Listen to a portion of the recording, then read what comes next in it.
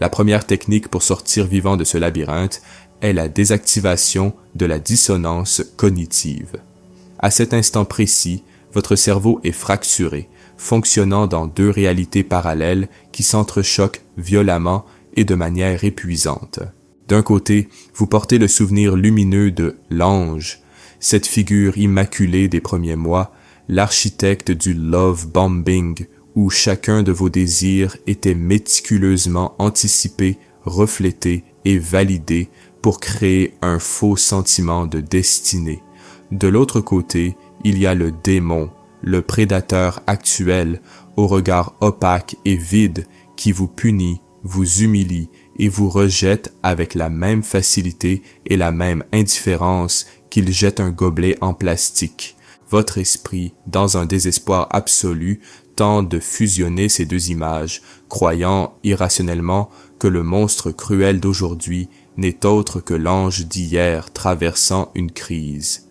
Brise cette illusion avec la froideur d'un juge. L'ange n'a jamais existé. La figure parfaite du début n'était qu'un miroir algorithmique conçu exclusivement pour cartographier et infiltrer vos défenses. La personne qui se tient devant vous aujourd'hui n'est pas une version corrompue de votre amour, c'est son vrai visage. Le masque est tombé, révélant la nudité du trouble de la personnalité narcissique. Accepter cette mort symbolique de la figure construite est le fondement de votre guérison. Comprendre rationnellement que le masque initial n'était qu'une tactique d'infiltration nous amène précisément à la seconde technique, cartographier les projections parasitaires.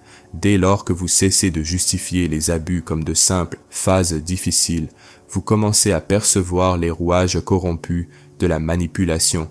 Repensez à toutes ces disputes interminables et épuisantes, à ces nuits sans fin où l'on vous a accusé d'être fou, égoïste, possessif, traître ou instable. Vous avez probablement dépensé une énergie colossale à essayer de prouver votre loyauté et votre santé mentale. Vous avez joué le jeu selon les mauvaises règles. Le narcissique possède un noyau psychique vide. Son ego est si fragmenté et dépourvu de structure morale qu'il est incapable de gérer sa propre honte, sa culpabilité ou son échec. Pour éviter l'effondrement intérieur, il a besoin d'un hôte. Il a besoin de déverser sa propre fange psychologique sur vous. Par conséquent, souvenez-vous de cette règle. Toute accusation irrationnelle de la part d'un agresseur est un aveu purement clinique. Lorsqu'il vous accuse de mentir, c'est sa propre malhonnêteté qui déborde. Quand il te traite de folle, c'est son trouble systémique qui cherche à se manifester physiquement en toi. Tu as servi de réceptacle émotionnel. Comprendre cela, c'est cesser de porter le fardeau d'une culpabilité forgée dans le propre enfer personnel de l'autre. Comprendre ce transfert de déchets émotionnels est fondamental, mais totalement inutile si vous continuez d'ouvrir les portes de votre propre écosystème à les recevoir. Ceci nous amène impérativement et sans hésitation à la troisième technique, la fin de l'empathie toxique. Nous avons été conditionnés socialement à vénérer l'empathie comme une vertu suprême, une force alchimique capable de guérir toutes les blessures humaines. Dans les relations saines, l'empathie est le ciment de la confiance. Mais dans le contexte de la violence narcissique, votre empathie n'est pas une vertu, c'est une faille critique, c'est une brèche béante que le prédateur exploite avec une précision chirurgicale. Vous essayez d'appliquer les règles de la civilité et de la bienveillance à un organisme qui respire et prospère dans l'obscurité et le chaos. Il est urgent de rationaliser la douleur et de suspendre votre compassion. Nourrir de l'empathie pour un profil pathologique qui tire plaisir et contrôle de votre dégradation est un acte d'auto-cannibalisme.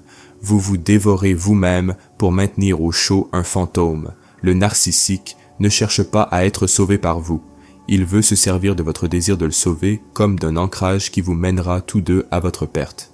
Suspendre cette empathie exige une froideur machiavélique, par instinct de survie. Se priver de compassion, c'est comme se boucher la veine jugulaire par laquelle la vie s'écoule.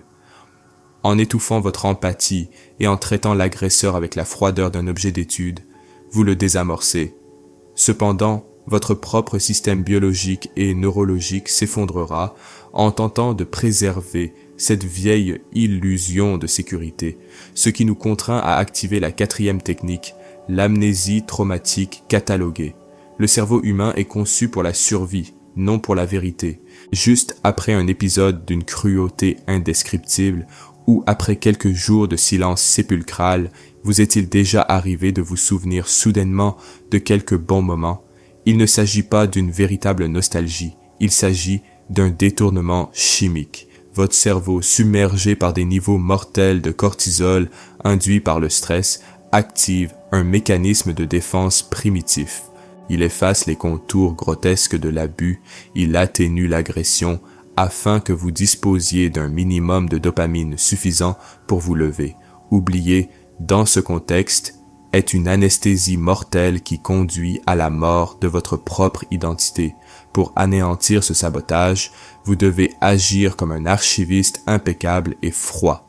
Documentez l'horreur. Prenez un stylo et du papier ou ouvrez un dossier verrouillé et listez froidement les faits. Consignez les trahisons, les insultes exactes, le sabotage, l'humiliation publique, les silences calculés destinés à vous rendre fou. Pas d'adjectifs, pas de larmes, juste des faits bruts. Dressez un inventaire précis de la terreur. Lorsque votre esprit implore l'illusion et que la fausse nostalgie frappe à votre porte, forcez-vous à lire ce document. L'antidote à l'amnésie traumatique est le choc de la réalité brute. Laissez le poids historique des abus écraser vos besoins. Ce n'est qu'une fois ce niveau atteint, une fois la dissonance cognitive brisée, après avoir percé le masque, après avoir identifié et rejeté les projections, après avoir mis un terme à votre empathie toxique, et après que votre passé soit parfaitement documenté et protégé de l'oubli, que vous aurez la capacité mentale d'appliquer la cinquième et dernière technique de cette première phase, la section sur le lien traumatique. Vous devez accepter avec une froideur absolue que la douleur atroce que vous ressentez en essayant de quitter votre agresseur n'a absolument rien à voir avec la perte d'un grand amour. Il s'agit des symptômes classiques du sevrage d'une drogue dure. La dynamique continue de violence brutale, ponctuée de réconciliation simulée ou de miettes d'affection, a forgé un système de renforcement intermittent dans votre architecture neuronale. Vous avez été conditionné psychologiquement comme un rat de laboratoire, piégé dans une cage de récompenses et de punitions imprévisibles. Votre système nerveux central est dépendant des poussées d'adrénaline extrême, des disputes et des décharges de dopamine addictive, des fausses réconciliations. Ce que vous appelez, avec une emphase romantique et dangereuse, votre âme sœur est en réalité un véritable geôlier chimique. Rompre ce lien exige la même force, la même résilience et le même stoïcisme qu'un patient en plein sevrage. Votre corps tout entier protestera, la panique de la solitude vous assaillera, mais affrontez cette douleur non comme un signe de recul, mais comme une preuve biologique irréfutable que la toxine a enfin disparu. Nous entrons maintenant dans la phase 2, le siège tactique de la quarantaine et de l'isolement.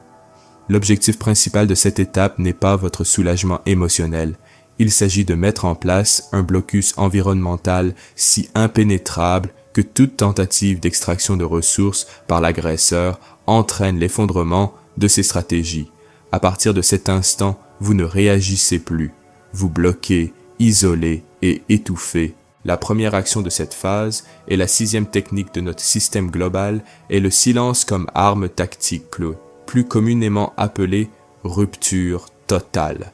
Comprenez-le bien, le silence n'est ni une échappatoire, ni de la lâcheté, ni un moment pour réfléchir. Le silence absolu est la manœuvre la plus agressive et implacable que vous puissiez adopter face à une personnalité basée sur le chantage affectif.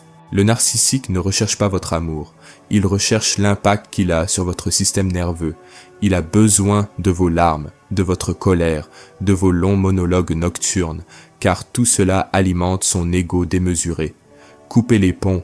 Ce n'est pas simplement bloquer un numéro de téléphone, c'est instaurer un siège par privation.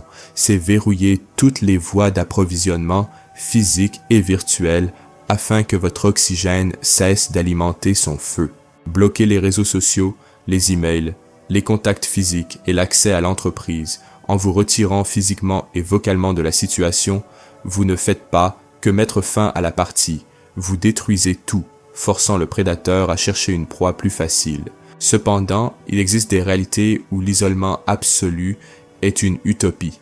La présence d'enfants en commun, de partenariats commerciaux indissolubles ou de longues batailles juridiques rendent le silence radio impossible.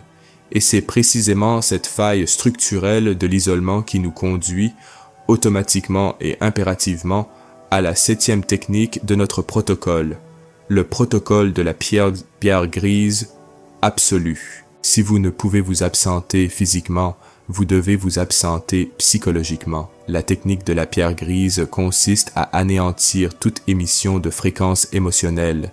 Vous devez vous transformer en un objet inorganique, opaque et d'un ennui mortel. Lorsque l'interaction est inévitable, vos réponses doivent être monosyllabiques, sans intonation, sans aucune micro-expression faciale. L'agresseur lancera des appâts, il proférera des accusations cruelles, utilisera des secrets intimes contre vous ou exhibera sadiquement une nouvelle victime.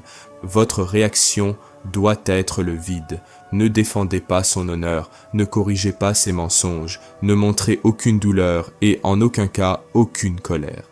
La colère prouve qu'il détient encore les clés de son labyrinthe émotionnel.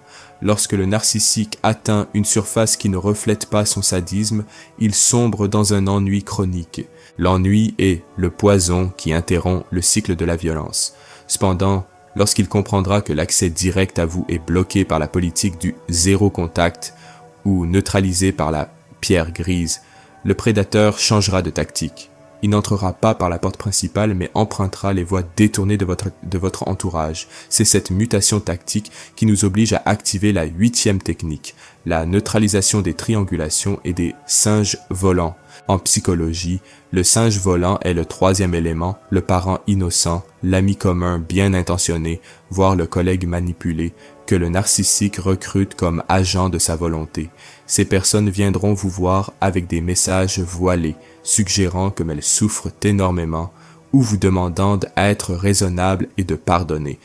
Il faut immédiatement couper court à ces intermédiaires.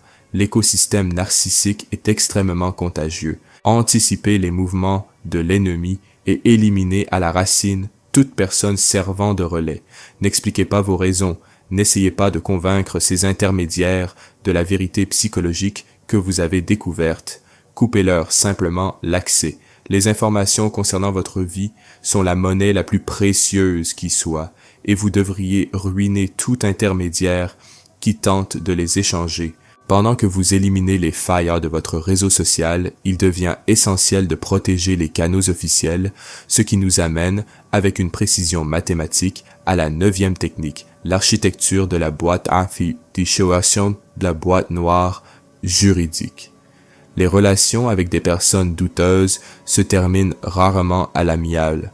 Elles finissent devant les tribunaux, au commissariat ou par d'épuisants conflits financiers. Pour éviter cela, vous devez cesser de vous comporter comme un ex-partenaire blessé et commencer à agir comme un expert judiciaire. Transformez ce qui reste de cette interaction en un contrat annulé et à haut risque. Constituez une boîte noire. Enregistrez chaque tentative de contact, conservez les courriels, sauvegardez les SMS, documentez les infractions et gardez les preuves comme on constitue un dossier d'espionnage. Lorsque vous devez communiquer exclusivement sur des questions logistiques ou juridiques, faites-le strictement par écrit. Écrivez comme si un juge allait lire chaque virgule le lendemain matin. Supprimez les adjectifs, ignorez les provocations contenues dans leur texte et ne répondez qu'aux faits logistiques. En passant d'une approche réactive à une approche bureaucratique fondée sur des preuves et inébranlables, vous détruisez l'idée que vous seriez la source de chaos dans la relation. Et c'est précisément à ce moment-là, lorsque les murs du siège sont érigés, lorsque tout contact direct est impossible, les intermédiaires bloqués et les voies légales soumises à un contrôle médico-légal strict, que le prédateur lancera sa dernière et plus lâche offensive.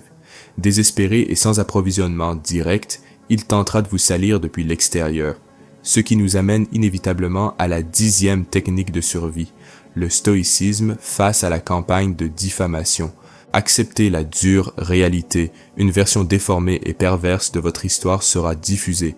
Le narcissique inversera parfaitement les rôles, se faisant passer pour la victime d'un monstre froid et insensible, vous. Il proférera des mensonges savamment orchestrés, utilisant des bribes de vérité pour leur donner du crédit. Votre première réaction, votre instinct primaire sera de crier à plein poumon sur la place publique, de publier des démentis, de présenter des preuves à qui voudra bien l'entendre. Ne le faites pas. Le stoïcisme n'est plus seulement une philosophie, c'est un bouclier antimissile. Se défendre contre des accusations de schizophrénie ne fait que donner à l'autre personne l'occasion d'étaler sa folie. Pire encore, en tentant désespérément de prouver votre innocence, vous révélez précisément l'instabilité que l'agresseur a attribuée à autrui. Encaissez l'injustice avec un sang-froid calculé. Laissez-les parler. Le temps est le pire ennemi de ceux qui portent des masques et les observateurs attentifs finiront par apercevoir le bout de leurs griffes. Votre silence majestueux face à l'assassinat de votre réputation n'est pas un aveu de culpabilité. C'est l'attitude d'un général regardant l'ennemi gaspiller toutes ses munitions à tirer sur des fantômes. La quarantaine tactique est en place. Les routes sont coupées, les approvisionnements épuisés et les murs de votre forteresse sont désormais scellés par le silence et la documentation. Vous n'êtes plus drainé dans le présent, mais le champ de bataille est encore jonché de débris et la toxine principale réside toujours dans votre esprit, enracinée comme une voix invisible. La mise en place de la protection a été un succès, mais il nous faut maintenant reconstruire l'empire. La prochaine étape consiste à perfectionner votre matrice neurologique. Préparez-vous, car nous allons forger votre antifragilité. Ce que la plupart des victimes ignorent, c'est que le narcissique n'a pas besoin d'être physiquement présent pour continuer à vous détruire. Il a déjà infecté votre système immunitaire et c'est là que nous entrons dans la phase 3, la forge antifragile et l'architecture de la nouvelle identité. Nous abandonnerons le rôle de survivant pour devenir les architectes de notre propre comportement. La première étape de cette reconstruction, notre 11e technique, est l'exorcisme de l'introjection narcissique. En psychologie, l'introjection désigne l'intériorisation brutale de la voix de votre agresseur.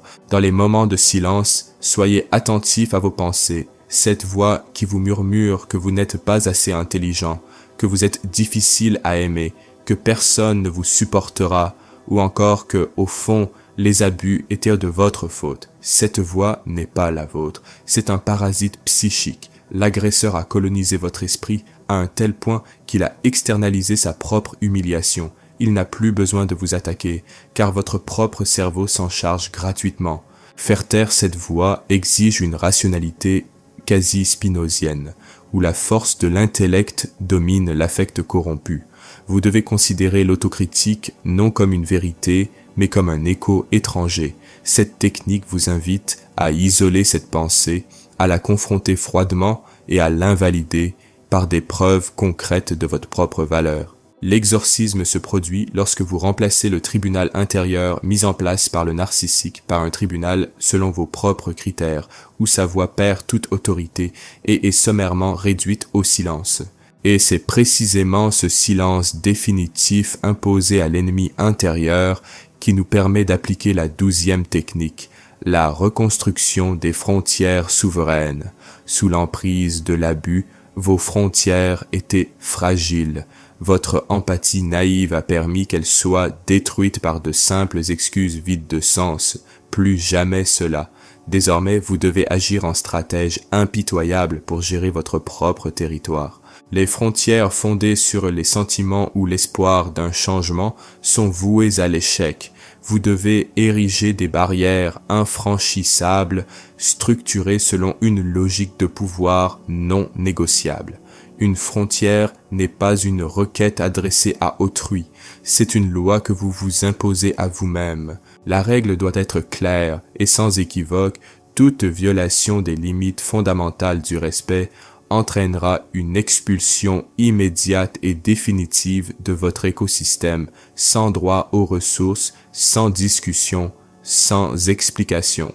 Vous cessez de négocier votre valeur et vous commencez à exécuter la sentence. Cependant, les murs les plus hauts et les plus imprenables du monde sont inutiles si les soldats qui les gardent sont constamment paniqués, ce qui nous amène inévitablement à notre 13e technique, le calibrage du système nerveux autonome. L'héritage biologique des abus est un corps accro au chaos. Votre système nerveux est bloqué dans le cycle du traumatisme, fonctionnant dans un état chronique de combat, fuite ou paralysie. Le moindre message non lu, le moindre ton de voix élevé déclenche une forte production de cortisol. Vous devez discipliner votre propre physiologie avec la rigueur d'un code de guerre. C'est la maîtrise de la matière par l'esprit.